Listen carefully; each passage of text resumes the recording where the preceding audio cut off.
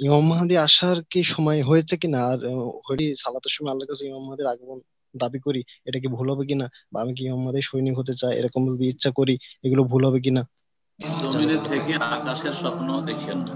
কথা বোঝা গেছে? নিজের ঘর থেকে সংশোধন করেন, নিজের নফস থেকে সংশোধন করেন।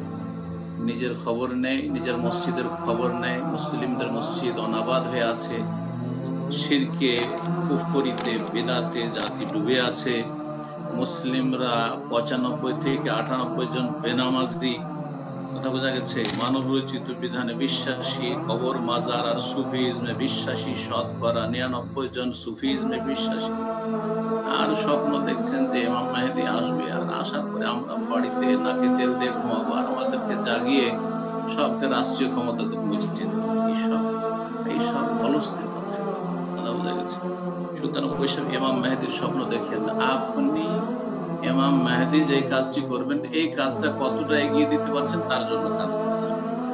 আমি আপন জায়গা থেকে কাজ করি, আপনার আপন জায়গা থেকে কাজ করেন, দিনের খেদমত করেন, ইনশাআল্লাহ তাআলা যখন সময় হবে তখন ইমাম মেহেদী চলে আসবে।